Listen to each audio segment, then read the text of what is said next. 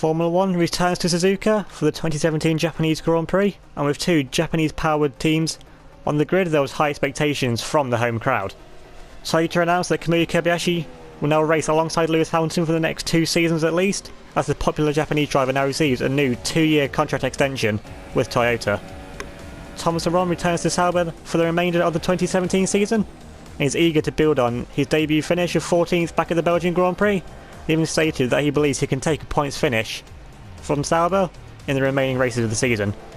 Tensions are now reaching boiling point over at the Scuderia, as Jean-Eric Vergne's agent has publicly stated that if he loses the championship due to continued poor reliability from his Ferrari, Jean-Eric Vergne will walk from the team at the end of the season. BMW Williams also have high expectations from Josh Tirowee, and state that anything less than a race victory, then Williams will turn their efforts to their challenger for the 2018 season, as Josh Tirowee slowly brought himself back into title contention. Championship leader Jean-Eric Vergne will start from pole position, and joining him on the front row will be defending world champion Josh Tirowee. Pascal Wehrlein will start as the leader of the Mercedes from P3, with 5-time world champion Sebastian Vettel starting from P4.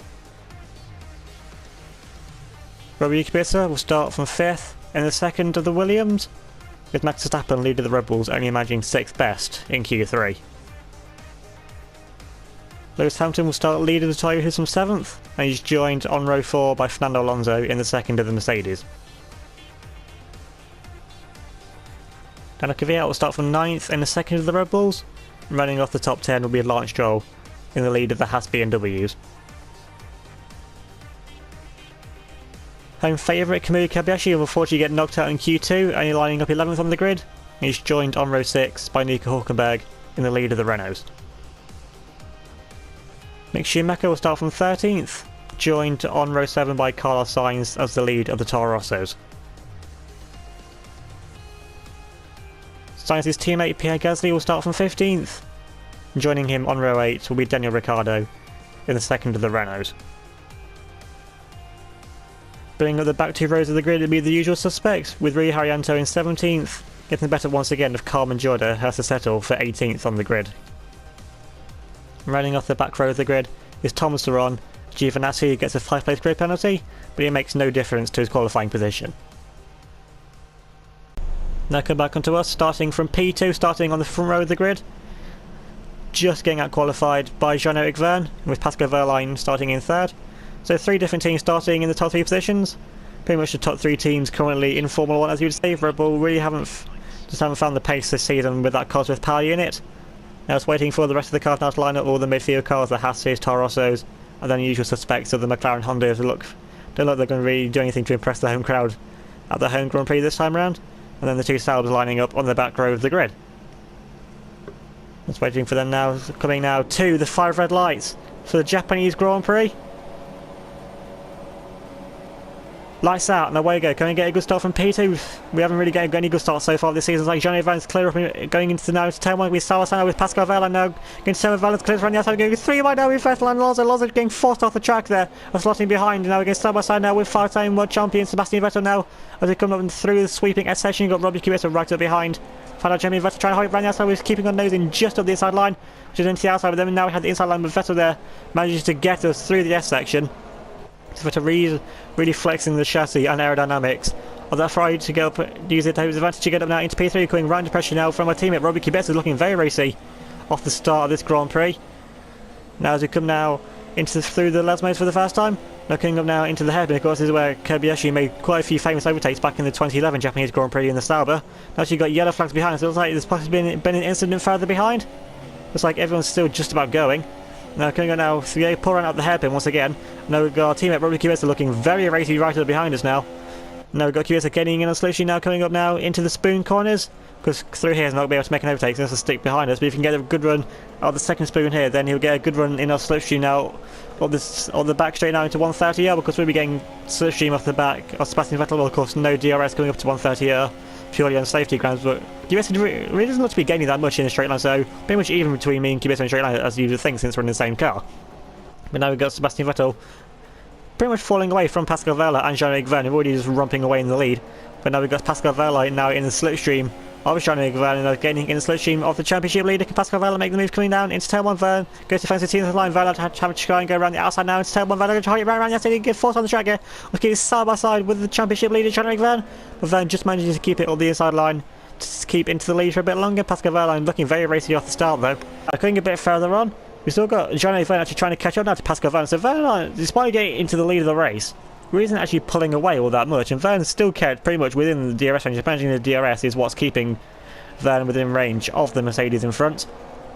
And now Vergne with DRS is even closer to trying to make a move coming down into turn 1. Is gaining in the slipstream on the back now. Pascal Wehrlein can gain quite a bit on the back of the Mercedes now. Coming down to turn 1, Vergne can go around the outside line. Vergne goes to the outside line, forces it round, Vergne spun. Vergne, can you hold it? No, Vergne spun onto the grass, found the lead of the Grand Prix. Calamity for the German from the lead of the Grand Prix. Sure, he's going to drop down to someone near the back now. You've got the two Red Bulls going past now. Bit of a quiet gap now to the other cars in front, but Vergne thankfully hasn't stalled the car at least. But now he's just stuck on the grass now, waiting for absolutely everyone else to go past. I think everyone's got past this. I think Vergne's actually dropped down now to last place in this race. Now moving further on now to lap 7, now got Jean-Eric Vergne pretty much in a clear lead now the race. We've got Sebastian Vettel now in the front now trying to come back at us now. Going now into 130, just a bit too far behind us, and Vettel just has to be patient and stick behind us now. You can't even see Vergne is that far in front. And now coming on now, we should be going to the pits at the end of this lap actually. And indeed we do now come into the pit lane. And I've got Sebastian Vettel following us in right behind, so Vergne in the lead is staying out for another lap. So Ferrari being Vettel in first, trying to get an undercut possibly, trying to jump us in the pits. But now we're coming in now for another set of the super soft tyres. And now we're coming out now back onto the track. And so we've kept ahead of Sebastian Vettel.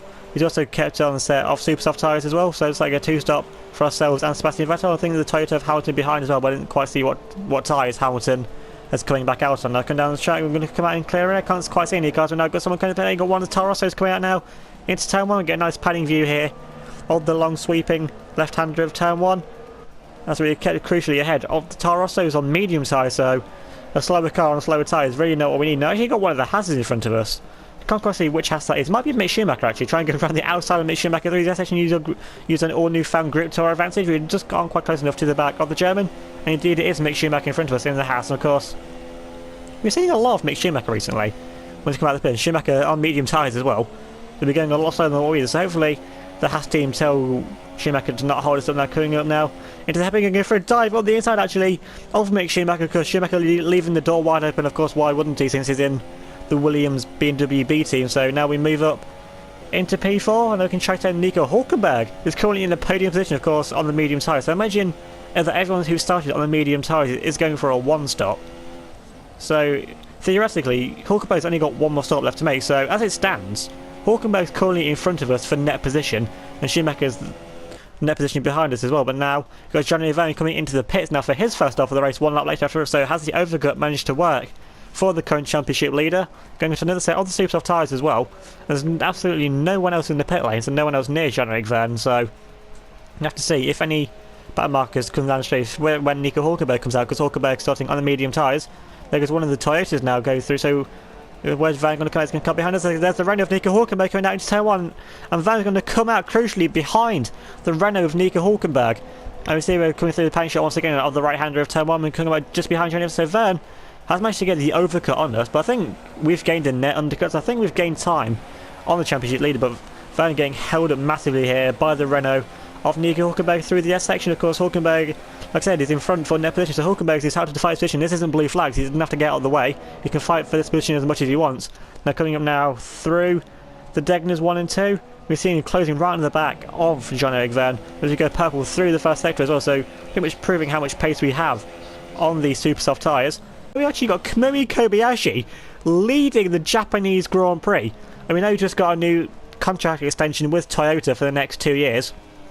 And now coming to the Japanese Grand Prix in a Japanese car, leading in front of the Japanese home crowd. Imagine, this is probably the best race of Kamui Kobayashi's life. I mean, this isn't the first time he's led a Grand Prix member back to Canada. I think it was round 7 Canada of this season, where Kobayashi actually led a Grand Prix for the first time in his F1 career. Now he's actually leading his home Grand Prix, so imagine this is going to mean a lot more to the popular Japanese driver than leading at Canada. And Kobayashi also bring the Toyota car has been steadily improving throughout the season, of course, doing a lot better now with their own power units than the previous AMG power unit that they had for the first half of the season before they brought their own car. And Kobayashi coming down the back straight now up to 130. Oh, he's not making any mistakes whatsoever. Actually putting in some pretty solid laps, it looks like. Although we are gaining on the back of the Toyota because the BMW Williams is a faster car over our lap. Of course, Kobayashi on the medium tyres as well. So Kobayashi looking to do a one-stop in this race, I'd imagine. Being on the medium tyres, trying to get... Which is actually starting in 11th. Actually been a good thing for Kobayashi. Now you can do the one-stop. And we know that Toyota is a really fast car as well. Now coming down the start finish straight now, we're seeing Kobayashi has now officially led a lap of his home Grand Prix. Now we've actually put up a green up, so our personal best lap now of the race. Actually got yellow flags now deployed, DRS now disabled, so actually got a VSC called out. Quite interesting, so that's going to nullify the pace and give Kobayashi the lead for quite a bit longer actually, depending how long the VSC lasts. Now moving on to lap 14, the VSC has now ended, and now we're catching up now to the back of the popular Japanese driver. And now we've still got Nico Hulkenberg in P3, still holding up with Johnny Van, so amazing defensive drive from Nico Hulkenberg, probably even better than what we did back at Singapore in Season 1 in the manner to take the win of the race. And now yellow flags, a huge traffic jam, everyone's just slowing down to a snail's pace now. Kobayashi stuck behind the car in front because yellow flags we can't overtake. Now we're going at absolute snail's pace now. It's like a Sunday car park at Tesco, we're going that slowly. Going to the inside, looks like one of the cars pulling off the outside. That's actually one of the Mercedes. So it looks like a Mercedes there with a huge mechanical issue.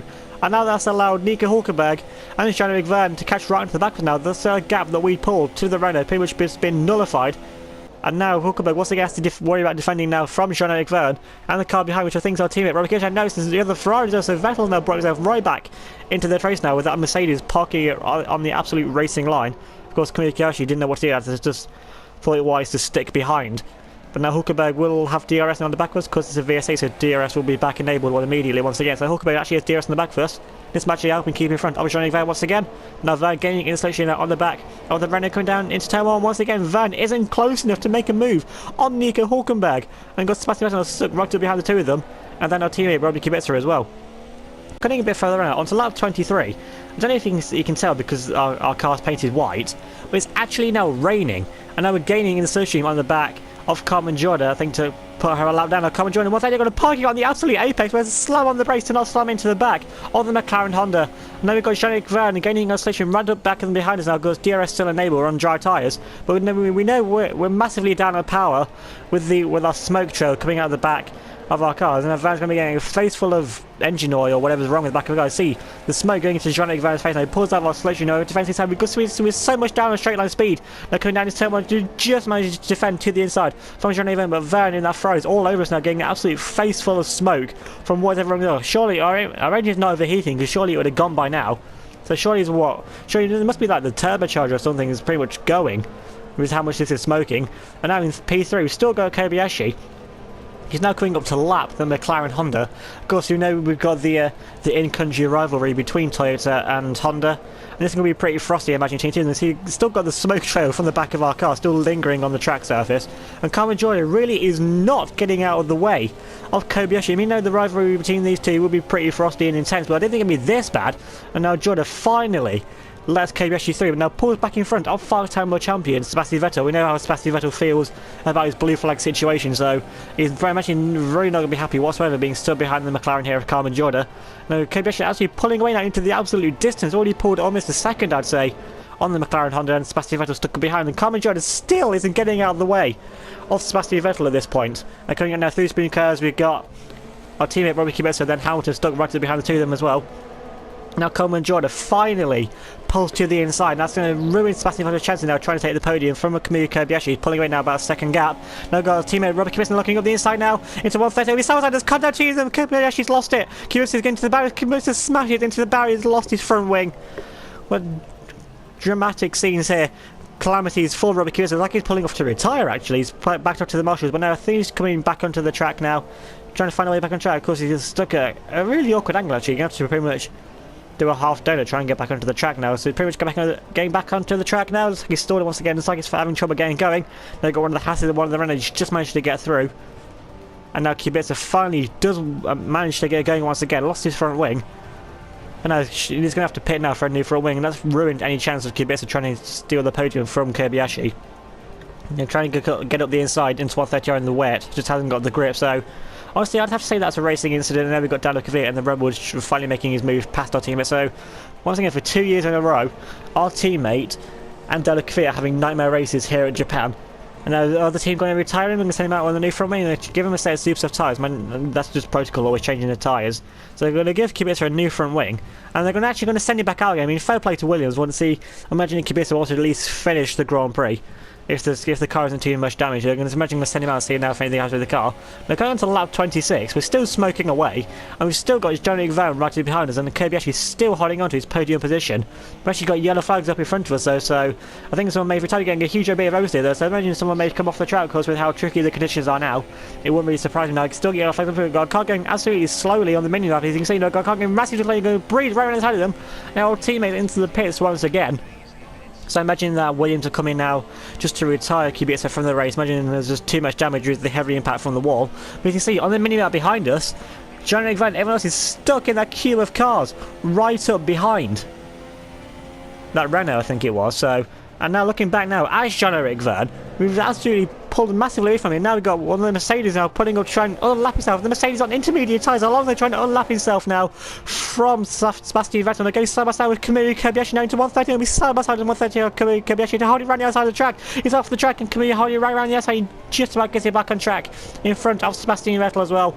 They're coming up now into the braking zone. It looks like it clearly is time for intermediate tyres, but there's absolutely no point pitting now. Coming onto the final lap now of the Grand Prix, I'm pretty sure no one else is coming into the pit lane. And Kobayashi has kept it in front somehow of the Mercedes. I'm sure you the team is going to be screaming at him now to let the Mercedes go into turn 1, because there's no point fighting them. The Mercedes are a lap down, they're coming down into turn 1. The Mercedes of Alonso trying to make a move up the inside, and Kobayashi runs off the track once again, can try to hold it off the track, just about hold it, gets a bit of slide on, and just managed to hold it. Kobayashi, amazing car control there from the Japanese driver. Now we've got Johnny Van in P2, trying to hold it now on the final lap of the race. Now we see going absolutely opposite lock, trying to turn left around a right-hander. That's really not something you want to do. Now we've got the Mercedes of Fernando Alonso right up behind the back now of the championship leader. Imagine Ferrari just going to tell Vernon the same thing just to let Fernando Alonso go on the same medium size, because there's absolutely no point them holding up Alonso, trying to almost possibly causing an incident between the two of them. But Alonso's stuck right up behind the back of the Ferrari now, coming up now through the two diagonals. You can't even see it from the distance now. That's how much time Jean-Eric Verne lost, stuck behind that car. Was like it had a puncture. Now Alonso moves to the inside. Jean-Eric Verne coming up to the happy, and Verne's going to try and hold it up the inside line. I mean, fair play to him. He's still premium there, premium wide. I don't know why Alonso is trying to unlap himself. He's not going to accomplish anything. He's still a lap down to us. Now Alonso does make the move around the outside though of Jean-Eric Verne. But now come back onto us. We've only got one more sector left to go. Just slide it around to try and get our dying, smoking car to the end of this race. We're pretty much doing this race now on no turbocharger, but imagine having less power in the wet conditions. It might actually be doing us a favour, so we're getting less wheel spin on our slick tyres on the wet track. They're coming up now around 130 out for the final time. We managed to thankfully not spin out. They're coming up now into the chicane for the final time. Hopefully don't get a corner cut warning or anything, or a penalty for corner cuts. We managed to get around the final chicane. Pretty much trying to put the power down now for the final time. And now coming up now to the finish line around the final corner. Now they're going to take the slowest victory of our Formula 1 career, but we finally take our first victory of the 2017 season, and it could not have come at a more crucial time in the championship, with Johnny Van coming across the line in P2. And there you can see the Williams boys looking very happy with our race victory. Imagine somehow managing to get our smoking car to the end of the Grand Prix, but that might result in a penalty for the next few races, depending on if they can fix whatever's wrong with our car. Because we have got another part left of whatever it is, but finally we take our first victory of the 2017 season and get even closer to the lead of Jean-Eric Verne in the championship standings.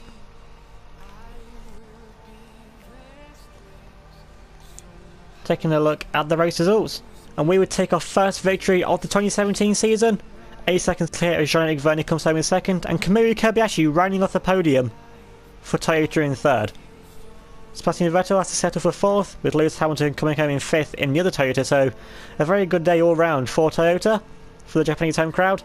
Max Verstappen finishes where he started in P6, with Nico Hülkenberg finishing in seventh as the lead Renault, with Mick Schumacher in eighth as the lead Haas. Pascal Wehrlein will recover back up to ninth, with Pierre Gasly in 10th. Lance Stroll in 11th in second of the Haas, and Thomas Laurent in the Sauber. We're taking a points finish, another point for Sauber, and taking points on his second race in Formula 1.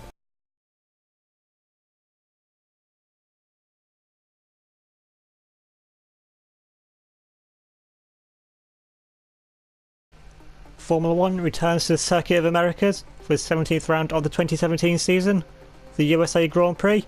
and with the home crowd having two teams to cheer for, Red Bull of course powered by American Cosworth power units, and of course the Works Haas BMW team with the all new BMW power.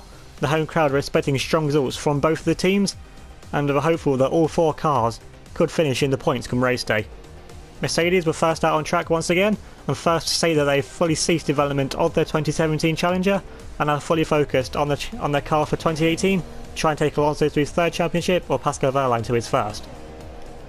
Toyota absolutely elated with Kamui Kobayashi's podium at the previous race at Japan, and now stated that they've achieved their season objective of a podium finish, and much like Mercedes are now fully focused on their car for next season. Both Haas drivers Mick Schumacher and Lance Stroll are out putting in numerous laps in all three practice sessions to get everything right for qualifying in the race to put on a strong showing in front of the home crowd. Robbie Kubica will take pole position for the US Grand Prix, continuing Williams' good form at this circuit. He's joined on the front row by two-time world champion Fernando Alonso. Josh Tirowee will take his best qualifying at the Circuit of Americas, starting from P3. He's joined on row 2 by championship leader Jean-Éric Vergne. Max Verstappen starts on 5th as the lead of the Red Bulls, joined on row 3 by Sebastian Vettel in the second of the Ferraris. Pascal Wehrlein will start from 7th, joined by 2008 world champion Lewis Hamilton as the lead of the Toyotas. Kamui Kobayashi will start from 9th. An impressive lap from Nico Hülkenberg will see the German get through into Q3, lining up in P10. Daniel Kvyat would unfortunately get knocked out in Q2, only lining up 11th. He's joined on row 6 by Lance Stroll as the lead of the Haas's. Stroll's teammate Mick Schumacher will start from 13th. He's joined on row 7 by Carlos Sainz as the lead of the Toro Rossos. Both Pierre Gasly and Rui Harianto were set the exact same lap time. However, as Pierre Gasly set his first, he gets through into Q2, leaving Harianto knocked out in Q1. Daniel Ricciardo could only manage 17th best in qualifying, and he's joined on the 9th row by Thomas Aron as the lead of the Saubers. Giovinazzi starts from 19th, with Carmen Jordan running off the back row of the grid for McLaren Honda. Now looking onto us, starting from P3, directly behind our teammate Robbie Kubica, who's just got Fernando Alonso there in P2 in front of us, but crucially we're ahead, once again, of Jean-Éric Vergne. Ahead of Vergne is what we really need to bring ourselves back into this championship fight, and of course ahead of Sebastian Vettel as well. And that's waiting for the rest of the cars to line up on the grid now, the midfield cars, the Toro Rosso, Saubers, and then Carmen Jordan right to the back of the grid. So Jordan, despite McLaren's good chassis and aerodynamics, just that long back straight in the second sector, really not favouring McLaren Honda's strengths here. Just waiting for the back few cars now to line up, and now coming to the 5 red lights, the start of the US Grand Prix. Lights out, and away we go. Can we get a good start from our P3 position? Looks like we've bogged down at the start. Got the two Red Bulls looking very racing behind us. Got the two front. I'm going to go 4 wide, possibly into tail 1. Got Robbie Kubica already clear now into tail 1. Still good keep 3 wide now, with both of the front going to be side by side with them now into tail 1. So we get 3 wide in quad racing, but we'll be jumped by both of the front to get terrible later. They're squeezed out on the curbing. Now we drop down behind both of the Ferraris, which really is not what we need. Kubica's already romping away out in the lead in the other Williams, and now we drop down now into P5, trying to look way around the outside of Sebastian Vettel. We just can't find a way around the 5-time world champion through the S section. Of course, like I said, we do have pace through this section, but finding a way side by side, especially with these wider cars, isn't going to be as easy as it was last season. Now we've got Vettel going defensive to the inside line, now coming up into the hairpin, but he just blocked us off there, so there's no way we can try and make a dive around the outside. We get very close there with Lewis Hamilton in the Toyota behind. Hamilton almost could have wiped out the back of our car. That could have easily been a front wing off there for the 2008 world champion. Now we're gaining a lot in the slipstream now on the back of Sebastian Vettel. Of course, BMW power, v Ferrari power. We've got the easy advantage over the Scuderia. Now going to make a dive up the inside now of Sebastian Vettel, coming up now into the third sector of the lap. And now we can try and chase down after championship leader Jean-Éric Vergne. It's already starting to make a break for it up in front, chasing down Fernando Alonso. And then of course Robbie Kubica already got about a half a second gap, I'd say, to Fernando Alonso up in the lead. So Kubica once again finding some really good pace. There's something about this USA circuit that really suits the Williams ever since 2013 and 2014. There's just great races here for Williams, of course, last season as well, whereas 2015 taking the Williams first 1-2 since 2003. Look at this, you know, actually Verne's pulling off the side of the track. It's unreal, this car. It's now scandal. Calamities for Johnny Vergne. What's happening to Johnny Vergne? Verne's out of the Grand Prix, clearly. But what's happened once again is Johnny Van retiring from the Grand Prix. That's the second race in 3 races that Johnny Van's retired from now. I'm sure that's going to fuel the conspiracy theorists now about Ferrari possibly sabotaging Johnny Van's car to try and give Vettel a chance of taking his 6th World Championship title. Now getting under the lap back now of Fernando Alonso.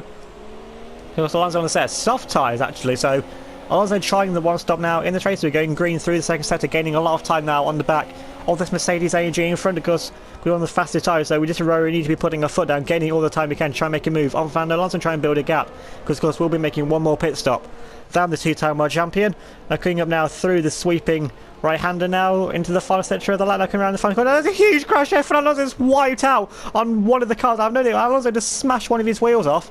Okay, now looking at a replay of what happened to Fernando Alonso. He completely wiped out the Grand Prix. I don't even see who he wiped out on, but either that or his suspension just completely imploded. And it's following behind one of the Toyotas. What I think is Kamui Kobayashi. Kobayashi doing a good job in the Toyota to hold up Fernando Alonso. Now coming around the outside, let's go. The car goes slowly. Alonso just wipes out on that car on the outside line, just driving, trundling around the outside of the track. Now actually, what car is that? We're taking a look now at our teammate Robbie Kubica. Is gaining installation now on the back of Pascal Wehrlein in the other Mercedes. Now getting a good run installation now on the back of the German. Is going to pull to the inside of Pascal Wehrlein now, coming down the long back straight now into the third sector. Wehrlein trying to hold it around the outside. Going to be side by side. Wehrlein, of course, on the older ultra soft tyres because he hadn't made his first stop of the race yet. And now Kubica gets past Pascal Wehrlein into what will be the net lead now of the Grand Prix. And Wehrlein already falling away from Robbie Kubica. Just brilliant. Kubica has some mighty pace in this race, so you think he would possibly go on to win this race. Now coming now through the sweeping right hand, and it's going slowly because there's something completely wrong with this car. So is this what happens? So is Alonso the car that wipes out on our teammate Robbie Kubica? Kubica trundling round to the first sector because Alonso just wipes out on Robbie Kubica. How's Kubica's car survived that? How is Kubica selling this race? It hasn't got any damage whatsoever. So Kubica's car proves to be an absolute tank. It looks to be a puncture there for teammates. So calamities for Robbie Kubica. It's unfortunate there for our teammate because he would have easily gone on to win this race. He had some amazing pace in qualifying and was proving in this race as well. He's going to have to come in now to make another stop now. And if I was Kubica, I'd go into a set of soft tyres now just to go to the end of the race. I mean, he's behind one of the McLaren Hondas, so he's definitely got a lot of work to do if they want to try and gain back anything from this race. So the thing is that, has he got any side pod damage, any radius damage? Because Alonso took a mighty whack at the Williams, but it looks like he's got away without any damage. So is that Williams made of titanium or something? I've no idea how, but somehow it's managed to survive that hefty whack from Alonso. Now moving a bit further and got a battle now. Got one of the Toros now trying to chase down after one of the Hussies. So I think this is Pierre Gasly now actually caught up to Mick Schumacher. Now trying to make a move on the inside of Mick Schumacher, coming up now into the end of the second sector, start of the third sector now, and it's like Gasly makes the move stick there on Mick Schumacher. So Schumacher really not finding the pace in this race. So pretty much ever since his win at the Belgian Grand Prix, Schumacher's just been slowly dropping down the orders. He really hasn't managed to regain the pace that he had in that race, albeit luck that he won the race, but still the one stop less. So ever since that race, he just really hasn't found the form. He needs to really find that form, try and take the fight back to his teammate Lance Stroll. Now talking of BMW power cars, now looking at our teammate now Robbie Kubica, and the other Williams are now caught up to Lance Stroll into the Haas. We know the Haas, the BMW Williams B team, so surely Stroll isn't going to put up too much of a fight here to Robbie Kubica, but albeit since this is Haas's home race, he might put up quite a bit of a fight actually to our teammate Kubica. So albeit he's obliged to let us pass, this is still full position, so and being Haas's home race, I imagine that Lance Stroll is going to put up a bit more of a fight to Robbie Kubica, also whilst trying to chase down after the Toyota of Kamui Kobayashi. Now we've got Stroll going defensive to the inside from our team Kubica, so Kubica really is going to have to fight now if he wants to try and get past the young Canadian and try and attack after the Toyota of Kamui Kobayashi in front. So now we've got the both of them will have DRS. Now Kubica pulls to the inside now of the Haas of Lance Stroll. He can try to have his camera gun now. Kubica's going to breeze past Lance Stroll, keep it up the inside. Stroll trying to hold it around the outside of Robbie Kubica, going to keep it side by side still, but Kubica then managed to get it on corner rig. So fair play to Lance Stroll, putting up a massive fight, trying to do everything he can, trying to impress the home crowd in front of the home race, but still, ultimately the Haas is the BMW Williams B team car, so ultimately he had to receive that position there to Robbie Kubica. Now Kubica's already all over the back of the Toyota, of course. Kubica now forced onto this two-stop strategy, which he was doing anyways. He's on another set of the super soft tyres, so possibly looking to go to the end on this set of tyres. I mean, if he can make this work, then there's still going to be a good recovery drive from our teammate Kubica. And now coming around the final corner now onto the start finish straight. It's going to be a drag race now because Kubica now with DRS. Kubica trying to make a move on Kobayashi. Kobayashi forcing Kubica there to the inside line, but it doesn't make any difference. Kubica going to find his way up the inside now of Kobayashi. Going to tell one Kobayashi can try and hold it around the outside in the Toyota. Going to be side by side. Kobayashi getting forced off the track there, giving him a poor rating, but he just manages to regain himself, regain his composure, and keep it in front of Lance Stroll. But imagine that fight between Stroll and Kobayashi now. You're going to go to the end of the race. But unfortunately, moving all the way onto the final lap now of the Grand Prix, we haven't been able to catch Sebastian Vettel. Vettel on the one stop on set of soft tyres. Actually, Pascal Wehrlein instead, of course, because Fernando Alonso's out of the Grand Prix. So Pascal Wehrlein there to pick up the spoils where Alonso's faulted. Now coming around the final corner, Sebastian Vettel coming to the finish line, and Vettel's going to win the US Grand Prix and take his second victory of the season when his teammate Jean-Eric Vergne's retired. So the two races that Vergne's retired, Sebastian Vettel's gone on to win both those Grand Prix and take 40 points out of his teammate's lead. And there you can see Enrico Bagnaia looking very happy with Sebastian Vettel's drive, and after the first stint of the race Vettel had, I'm not surprised they're celebrating that victory. But Sebastian Vettel taking yet another victory in his career and another victory for Ferrari. But in 3 races he's taken 40 points out of Jean-Eric Vergne's championship lead, so surely they've got pretty much neck and neck on points now, with us, of course, not too far behind either. Taking a look at the race results, Sebastian Vettel would take another victory for Ferrari, 6 seconds clear of ourselves, coming home in second as the lead Williams, with Pascal Wehrlein running off the podium in third for Mercedes. The Red Bulls will come home in 4th and 5th, with Verstappen ahead of Daniel Kvyat by about 6 seconds, so to put on a good showing for the home crowd, of course, and for Cosworth as well. Lewis Hamilton comes home in 6th as the lead of the Toyotas, with Robbie Kubica getting back up into 7th, so great recovery drive from our teammate Robbie Kubica. Kamui Kobayashi comes home in 8th in the second of the Toyotas, keeping ahead of Lance Stroll just about by about half a second. Nico Hülkenberg comes home in 10th, where he started the race for Renault. Carlos Sainz in 11th, and Carmen Jorda in 12th, getting a great race there for Carmen Jorda, taking home a very valuable point for McLaren Honda.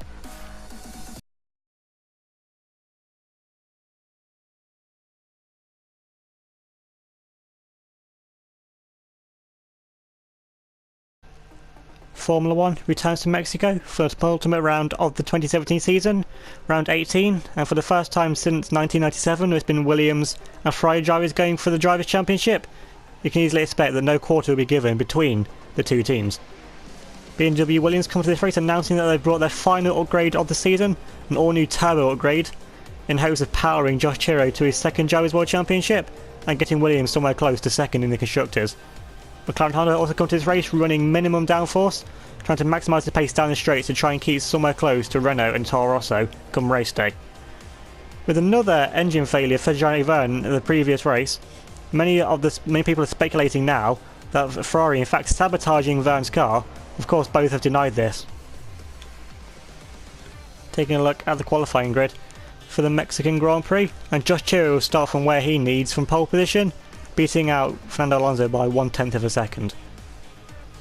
Jean-Eric Vergne starts from P3 as the lead of the Ferraris, with Daniel Kvyat maximising his low drag setup to start 4th as the lead Red Bull. Robbie Kubica starts from 5th in the second of the BMW Williams, with Sebastian Vettel lining up on the 3rd row in 6th. Pascal Wehrlein can only manage 7th best in qualifying, and he's joined on row 4 by Max Verstappen in the second of the Red Bulls. Lance Stroll will use his BMW power to good advantage to line up in 9th, and Lewis Hamilton rounds off the top 10 for Toyota. Hamilton's teammate Kamui Kobayashi starts from just outside the top 10 from 11th, and he's joined on row 6 by Nico Hülkenberg in the lead Renault.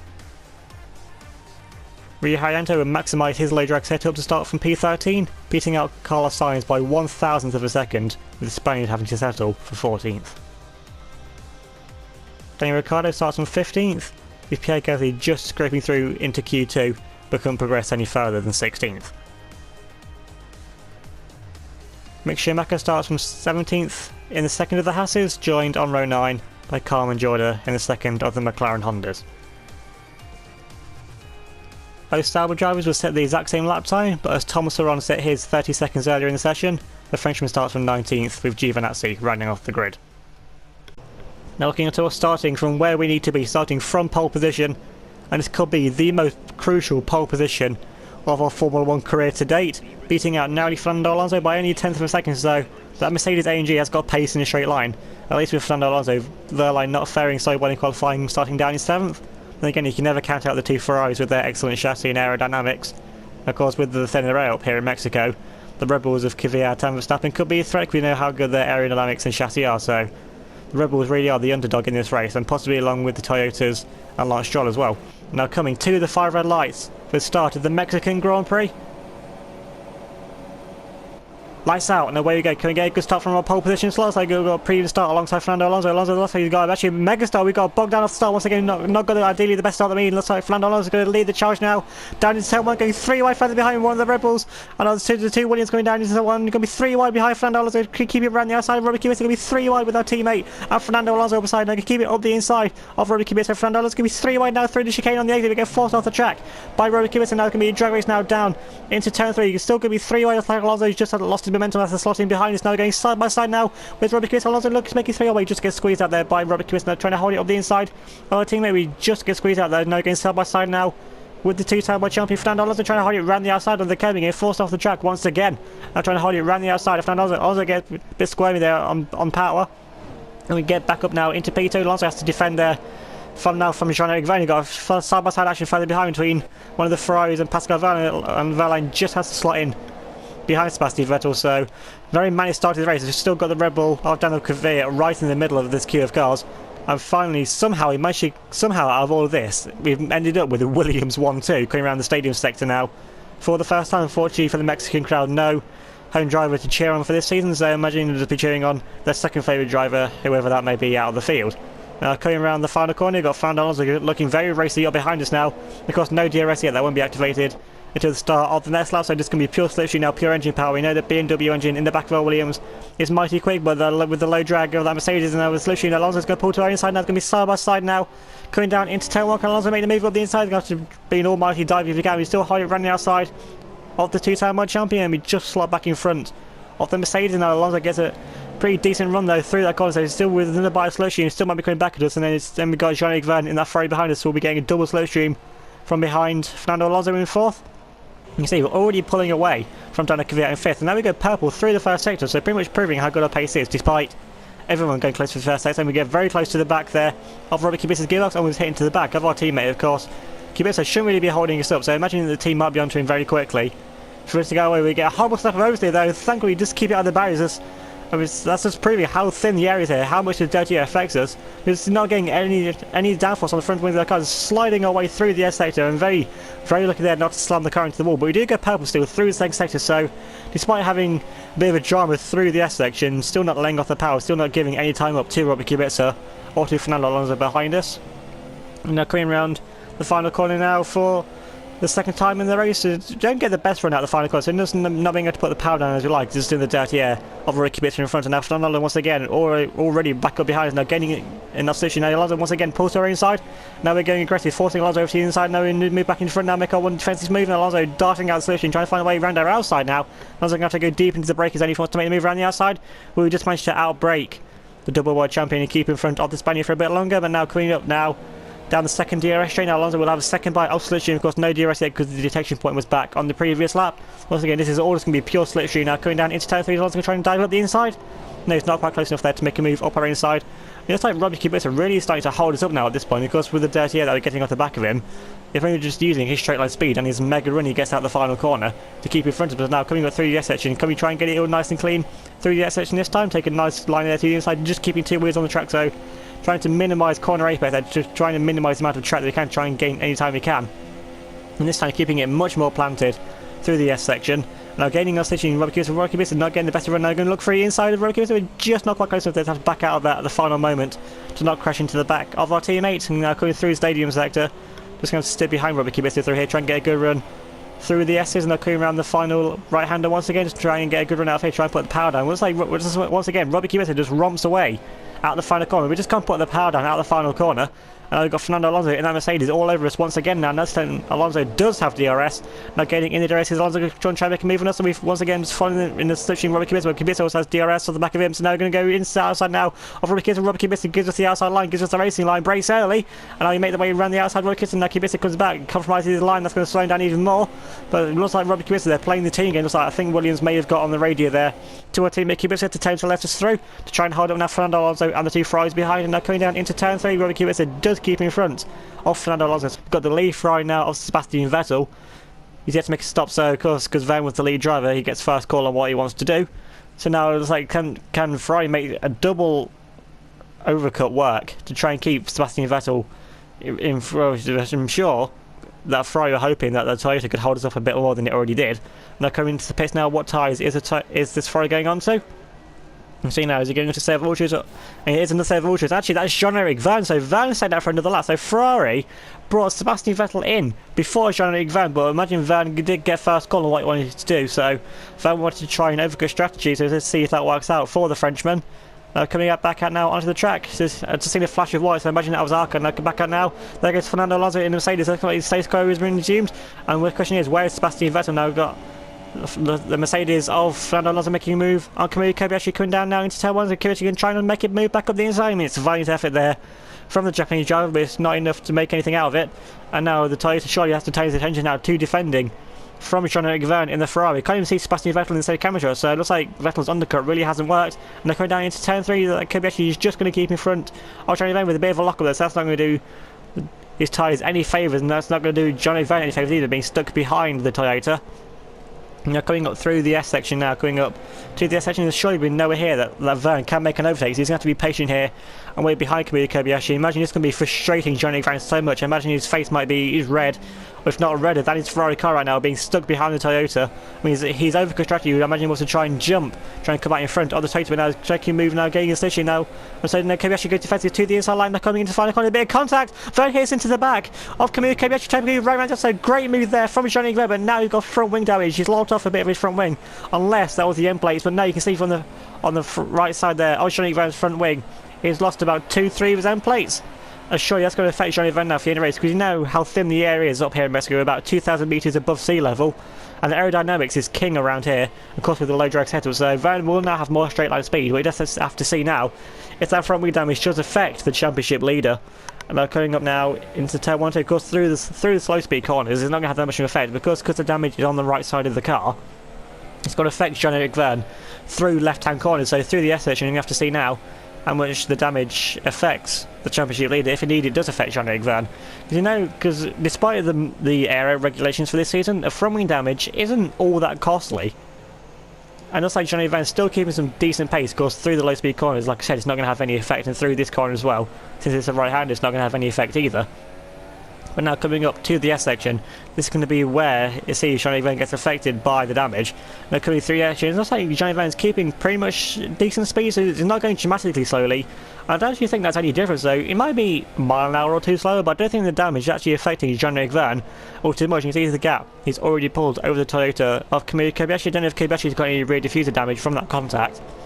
And then we have the Mercedes Pascal Van, and they've got Sebastian Vettel trying to go around the outside now of one of the Taurus into the stadium sector. Now we've got Sebastian Vettel proving how you overtake a car around the outside in the stadium sector. Now moving all the way on to lap 26, so a few laps further on, we're now catching up to one of the other back markers now to put them a lap down. Actually coming out to looks like one of the Saubers, and the Saubers, I mean, they've got a Cosworth paint, so of course the Sauber is a low drag anyway, so they'll have some decent pace in the straight line, but through the corners, with having to run a low drag setup, and that's where they're losing all the time. And now we have the DRS now switching out on the back of this Sauber now. Actually, just see how much good pace that Sauber has in the straight line with that Cosworth power unit. We're just not, we've got DRS on, we're just not catching the Sauber, so it's a mega pace from the Sauber in the straight line. It just hasn't got the aero to go with it. And I come down to turn 1, so thankfully the Sauber backs out and lets us go through now. Yellow flags actually, so it's a good job they did make that move before the yellow flags. It's like someone may possibly spun up in front. Now coming around the final corner, there's a car going massively slow on the racing line. It's like one of the Hasses again, so which of the Hasses is this? I didn't quite say which of the Hasses this is, but it looks like a Hass going really slowly. And just from behind them, the city got the DRS wide open, so they haven't got a problem with DRS. It's a puncture. It's Mick Schumacher with, oh dear, that front left tyre does not look healthy whatsoever. And Schumacher is trying to trundle back around, so Schumacher's nightmare race just gets even worse for the German. And ever since his victory back at Belgium, his season has just gone downhill, and you see he's crawling his way back around to the pits. I mean, fair play to Mick Schumacher, not wanting to give in, got the fighting spirit in him. And now got the Sauber we just lapped, or the other one now coming up behind to try and make a move back past. So that's for position, I think. So that Sauber is now in front of Mick Schumacher for position.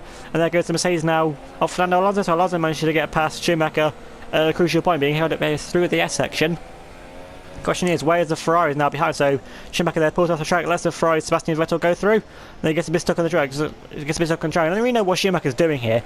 I mean, at this point, he's this far behind. He might as well just pull over to retire at this point.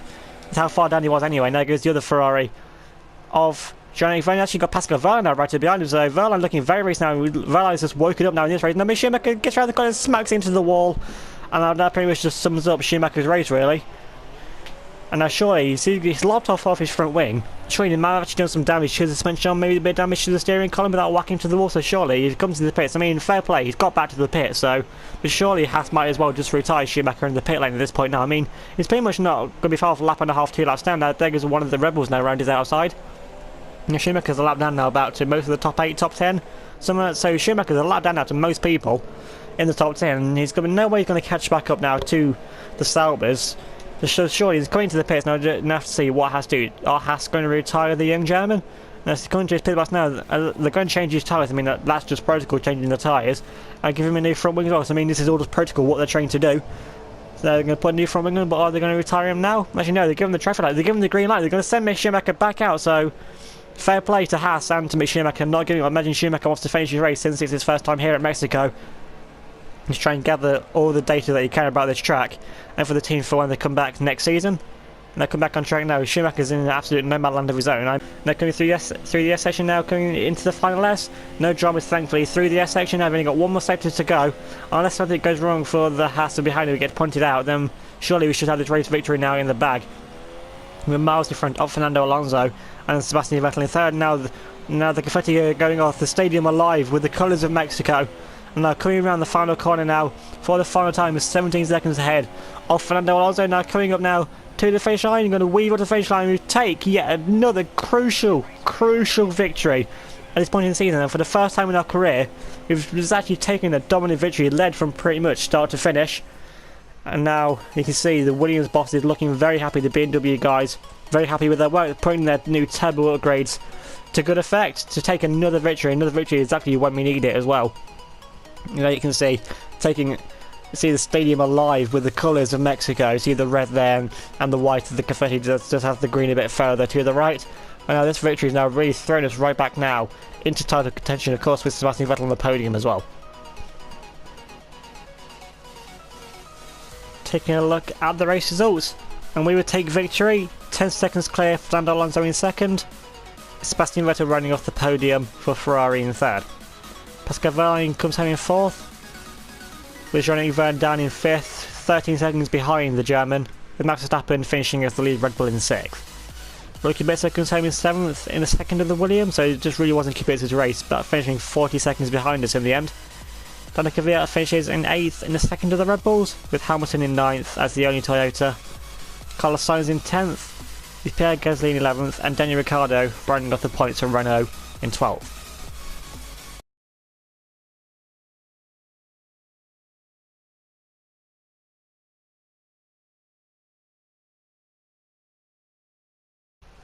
Formula 1 returns to Brazil for the final round of the 2017 season, with the scene now firmly set for one of the closest championship battles in F1 history, as 5-time world champion Sebastian Vettel leads his teammate Jean-Eric Vergne and Williams BMW driver Josh Tirowee by one singular point, so whoever finishes ahead out of those 3 drivers in the race will win the Drivers' Championship. Most of the teams are out doing extensive running in FP1 and FP2, as qualifying and most of the race is also expected to be run in intermediate conditions, where the teams wanted to gather as much data as they possibly could. Meanwhile, at the other end of the F1 ladder, Peter Sauber comes to this race admitting that his team are completely run out of funds, and unless a buyer is found urgently, Sauber will not be on the grid for next season. McLaren Honda are in high spirits despite their dreadful season, as they've seen early on that this track, and in the intermediate conditions, suits their chassis and aerodynamics, and both Jordan and Rio Haryanto can easily make up for their power disadvantage. Come FP3, the sun was shining and the track had completely dried, and it was both the Ferrari setting the pace, 3 tenths ahead of Robbie Kubica in the Williams in third. However, Josh Tirowee retired from the session early on, with MG UK failure. Toyota also another team in high spirits in this final race of the season. After almost securing their place in 5th in the Constructors' Championship, they want a good final outing to show their message of intent for championship contention in 2018. Robbie Kubica would make the most of the intermediate conditions to take pole position, beating out teammate Josh Tirowee by 0.02 of a second. Jean-Eric Vergne starts from 3rd as the leader of the Ferraris, and is joined on the 2nd row by Pascal Wehrlein in the lead of the Mercedes. Fernando Alonso couldn't start the final race of the season from pole position, having to settle for 5th best in Q3, with Max Verstappen starting as the lead of Red Bull in 6th. Sebastian Vettel might come into this race leading the championship, but starting all the way down in 7th, he's going to need a miracle in the race, which should cause an upset, and he's joined on row 4 by Lewis Hamilton. Hamilton's teammate Kamui Kobayashi starts from 9th, with Daniel Kvyat only managing 10th place in Q3. Rui Hayato would just missed out on a place in Q3, starting from 11th, and he's joined on row 6 by Lance Stroll as the lead of the Haas's.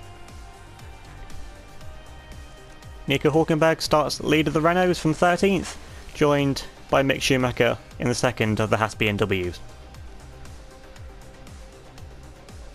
Both Toro Rossos would set the exact same lap time, however as Pierre Gasly set his first, the Frenchman gets through into Q2, knocking Carlos Sainz out in Q1. Carmen Jorda could only manage 17th on the grid, but she takes some solace in beating the Renault of Daniel Ricciardo.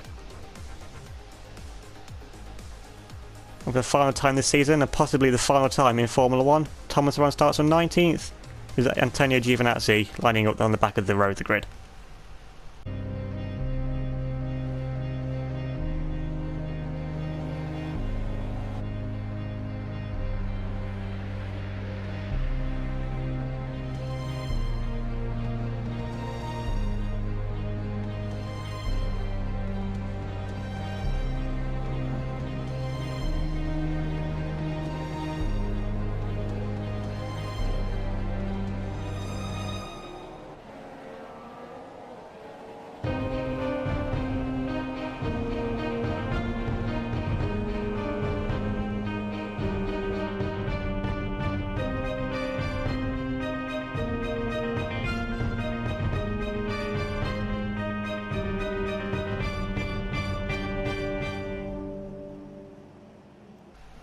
Now coming to the 5 red lights for the final time in this 2017 season.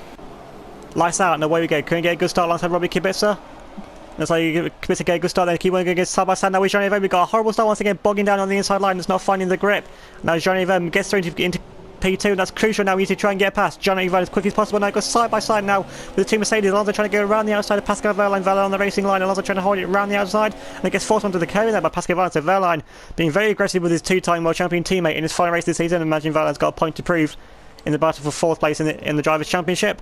Now coming now through the end of the first set, it's going to be side by side with one of the Renaults and one of the Ferraris behind, and that's like Daniel Kvyat just keeps in front of Sebastian Vettel for the time being. And now looking now back onto us now, still in P3, it's like Johnny Vergne's actually pulling away from us slightly, and Robbie Kubica up in the lead. And of course, Williams should surely be using team orders in this race, and Kubica's not going to be allowed to beat us if it's crucial in the race.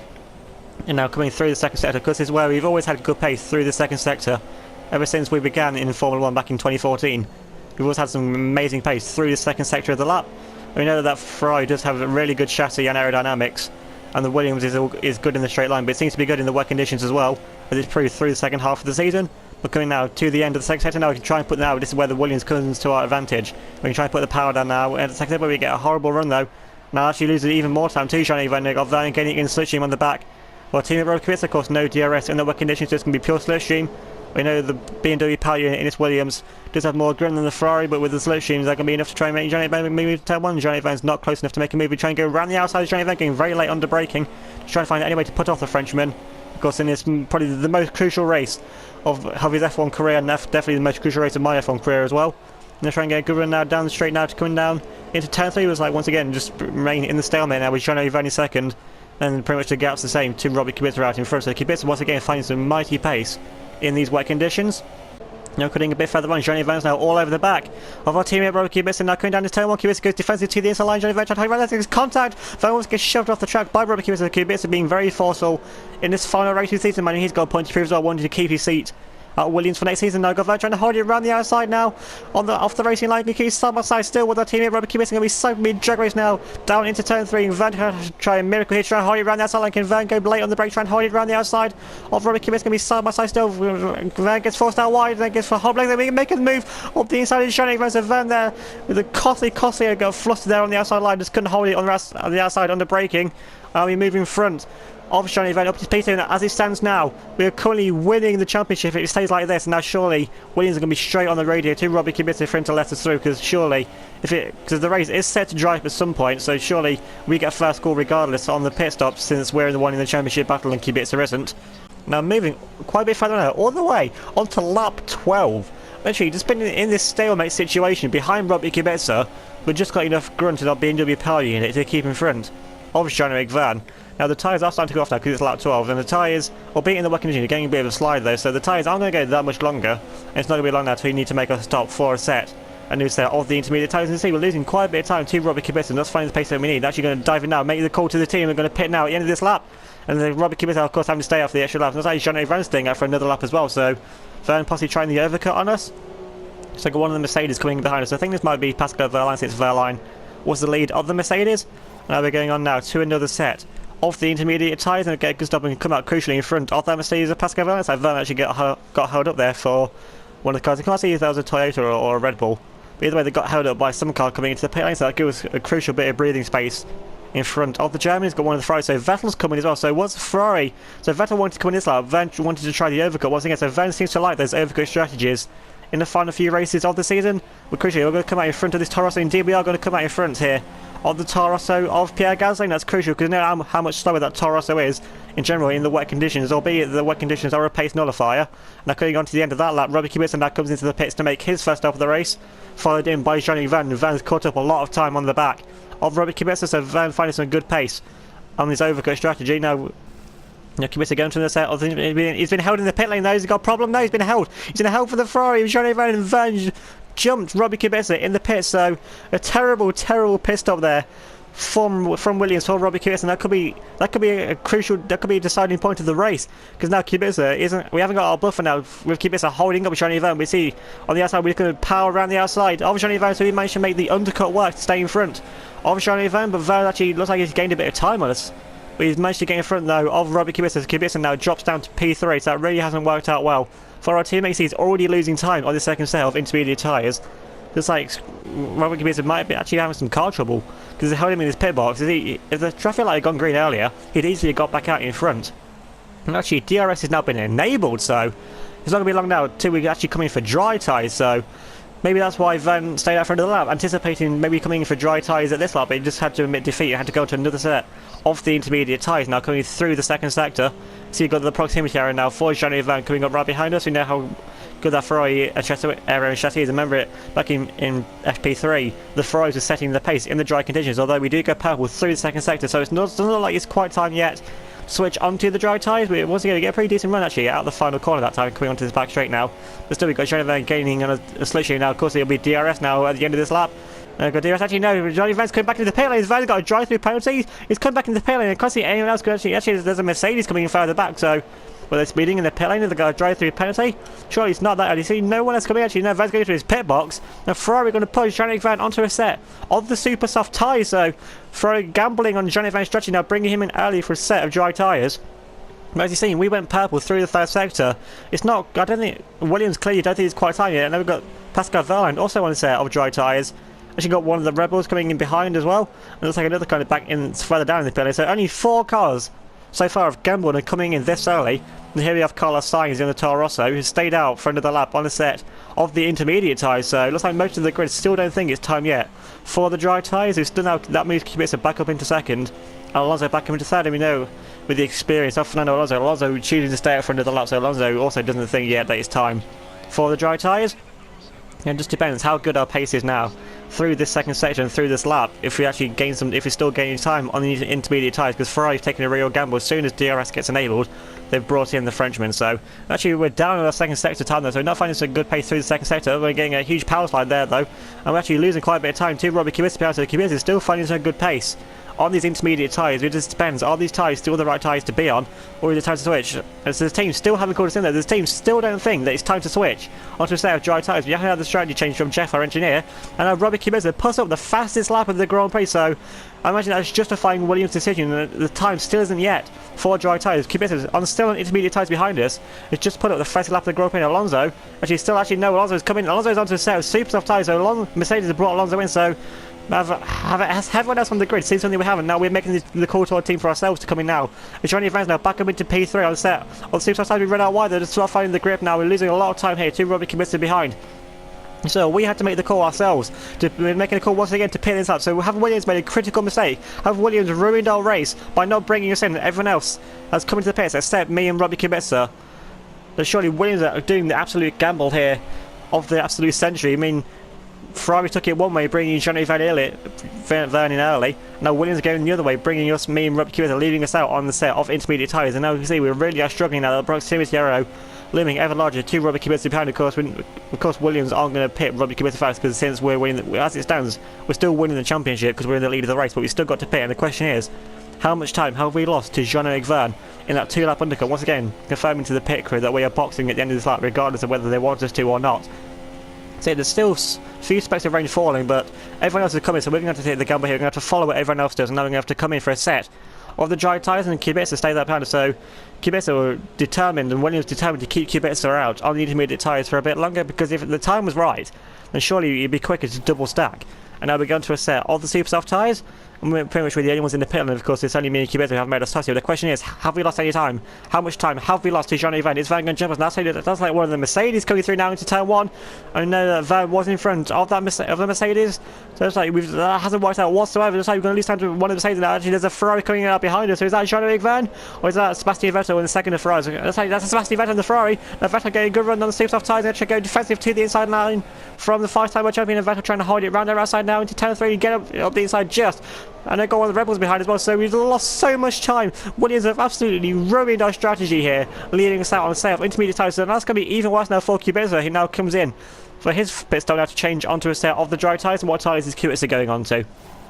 Can't quite see from this angle, but I think yes, it is indeed a set of the super soft tyres. But someone in the Williams strategy department is getting fired at the end of this race. They've absolutely ruined mine and Kubica's race. They should have brought us in the lap after the Ferrari came in, because we've got the data to see. They've got the data to easy to see. It's showing Vern's going fastest. I mean, yeah, Kubica did take the fastest lap, but that was one lap. The times changed after one lap. Now they got side by side actually behind between one of the Mercedes and one of the Red Bulls up in front. It's like also getting up the inside of Max Verstappen into turn 1. Kubica's now dropped down possibly to 8th, 9th. I still think Kubica's in the top 10, but from the lead of the race to pretty much just inside the top 10 a few laps later, that pretty much just proves how bad the Williams strategy was to leave us out. Because Vettel will be actually, I mean, how much Vettel doesn't like blue flag situations. Now gaining a position now, back to mid contact, someone's lost a bit to bring us the back of the contact, going 4 wide now, down into turn 1. We need to absolutely back out of it, slam on the brakes in a straight line. I mean, you don't even mention maybe in front of Special, so Vettel there finding some good pace in the straight line to keep it in front.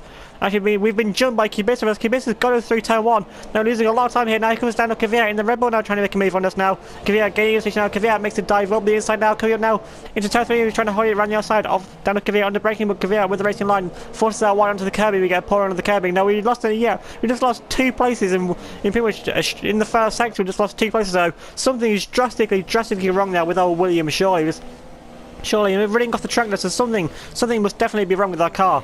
Now coming out to lap 35, you can't even see Daniel Kvyat in front of us anymore. This is absolutely romped away to this, and so something is drastically wrong now with our car. We're stuck in 4th gear, still going to 5th, but just something's got drastically wrong. We've lost so much power now. We're up into 6th gear. We see now that goes the Toyota of Lewis Hamilton, just absolutely romps past us now. Coming down now into 10th, we just got absolutely no speed whatsoever. Our car's dying. Something's definitely gone wrong with our car. Is it another MG UK failure? Is it what happened to us in P3? No, just crawling around now. It's just pretty much just flashbacks now to remember back to season finales back in Abu Dhabi in 2014 when our Marussia had died towards the final lap of the race. Now we're running outside. I don't even think we're going to finish. They're not even going to finish the final race here of the season. Stop the car, c'est pour P3, get out of the way, stop the car, c'est pour P3. So our engineer confirming we're not even going to finish the final race of the season, and now that's our championship hopes well and truly over.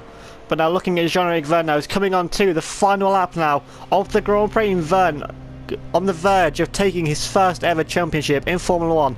Is absolutely, you can't even see Pascal Wehrlein behind him, so there's absolutely no challenge behind. Imagine this is going to be the most crucial and most tense lap of Jean-Eric Vergne's F1 career.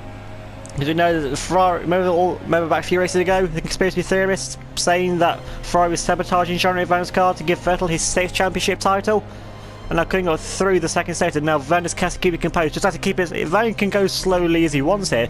He doesn't need to push on this lap, he's got the gap to Pascal Wehrlein behind. Of course, many were thinking that Jean-Eric Vergne came to Ferrari to be the number 2 driver to Sebastian Vettel, to aid Vettel to his 6th championship title. And Jean-Eric Vergne's proved he's anything but a number 2 driver. Remember, he was outed by Red Bull for Max Verstappen. Red Bull favouring Verstappen here over Jean-Eric Vergne. Imagine there might be a few heads hung in shame here at Red Bull now, because Jean-Eric Vergne is coming around into the final sector now. So he's got one more straight to go, unless he gets the absolute worst luck. And we know there's only got a few seconds left to go, only got a few 100 metres left to go now. And now coming up to the finish line, Jean-Eric Vergne is going to win the Grand Prix and take the 2017 Drivers' World Championship. And you see there how much this means to Jean-Eric Vergne. It's taken so long. But finally he is world champion in Formula 1. You can see Arriva Bene looking absolutely delighted, because once again Ferrari have done the double, just like in 2015.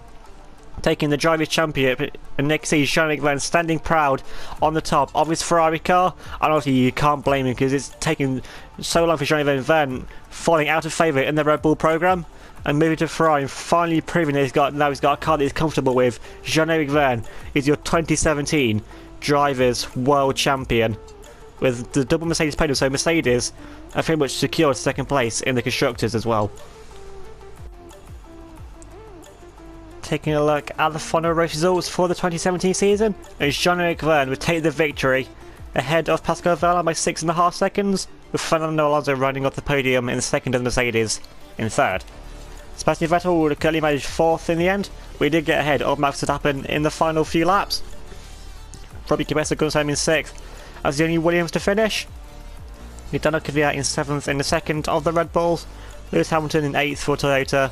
His teammate Kobayashi coming home in 9th, with Lance Stroll running off the top 10. And Rio Haryanto finishing in 11th. Gets some good points there for McLaren in the final race, with Mick Schumacher running off the points for Haas in 12th.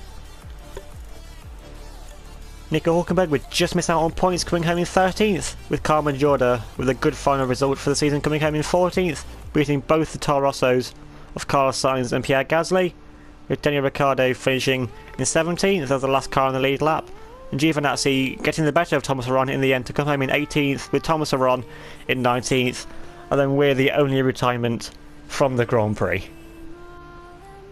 Moving on now to the driver's standings, and Jean-Eric Vergne is now confirmed as your Drivers' World Champion for 2017. So congratulations to Jean-Eric Vergne.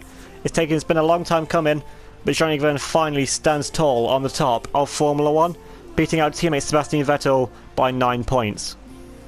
We've solidified our position in third, eventually 20 points behind after retiring from this race, with Fernando Alonso in 4th, just keeping ahead of teammate Pascal Wehrlein by 4 points. Daniel Kvyat comes home in 6th as the lead of the Red Bulls, 13 points clear of teammate Max Verstappen, with Robbie Kubica in 8th in the second of the Williams. Lewis Hamilton finishes the season in 9th on 88 points, 30 points clear of Lance Stroll as the lead Haas in 10th, so Stroll with a really good debut season there in the Haas. Kobayashi in only with 7 races less than everyone else gets up into 11th with 47 points, and Nico Hülkenberg runs off the top 12 for Renault on 40 points. Mick Schumacher finishes the season on 39 points in 13th, with Buemi in 14th on 33. Pierre Gasly beating out Carlos Sainz by 2 points on 29 to Sainz's 27, and Sainz 5 points clear of Daniel Ricciardo in the second of the Renaults on 22 points. Esteban Ocon is in 18th with 18 points, with Adrian Sutil 19th on 3, joined with Rio Haryanto and indeed Carmen Jorda, but on better result. Adrian Sutil is in 19th by getting that 10th place back at Singapore. Giovinazzi is in 22nd with 2 points, Thomas Arron 23rd with 1, and Nico Kari was the only driver to not score points in 2017.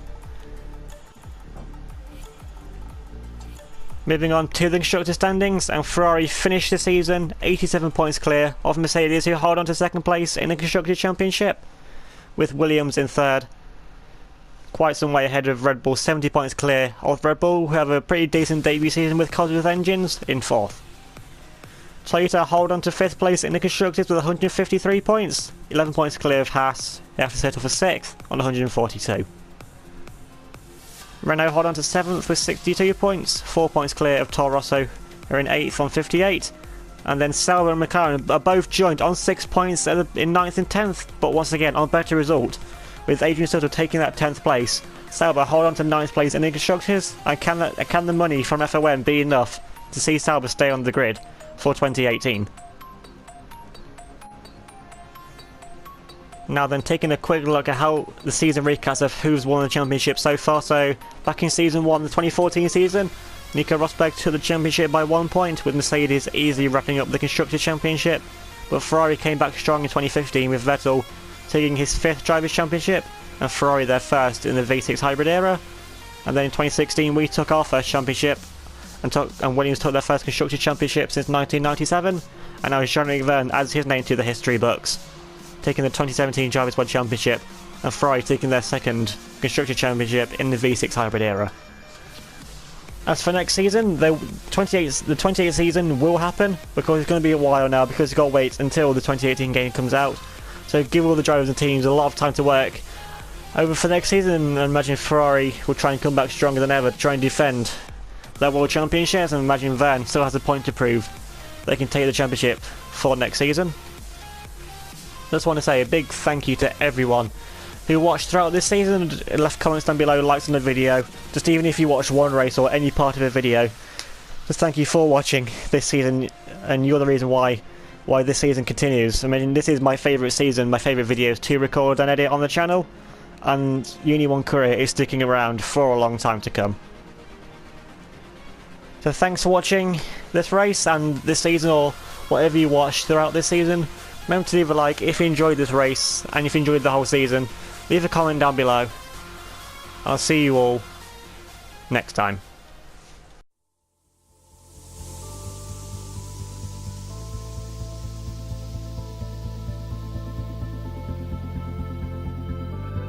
Don't look back, we're here to stay. A life we knew would come one day. And this is it, the borderline to where the future leaves us behind. The fire will burn and never die, looking through the eyes of a brand new life. And so just find me, just find me. Sparks will fly if we scream no. This is not how we're gonna go. We are the ones who will never let go. Just watch us run till where no one knows. We'll never grow. We'll never grow.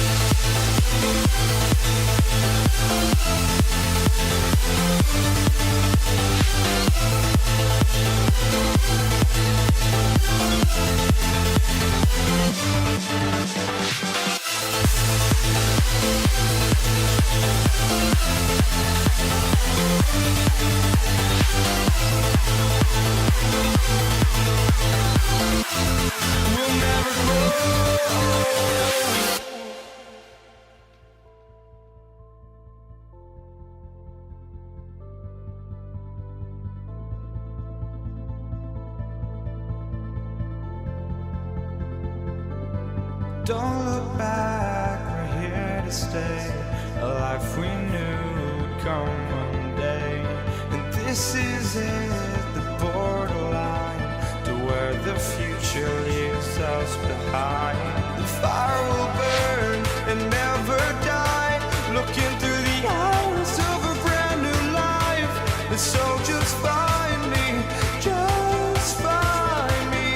Sparks will fly if we scream no. This is not how we're gonna go. We are the ones who will never let go. Just watch us run to where no one knows. We'll never grow. We'll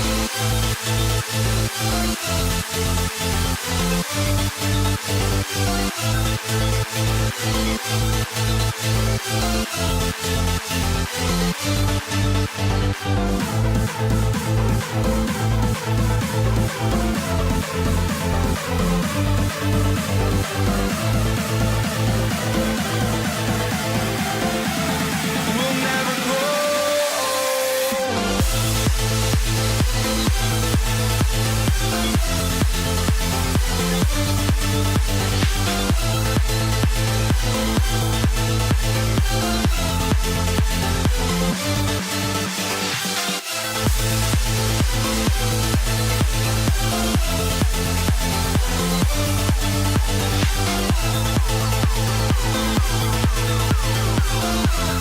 We'll never grow.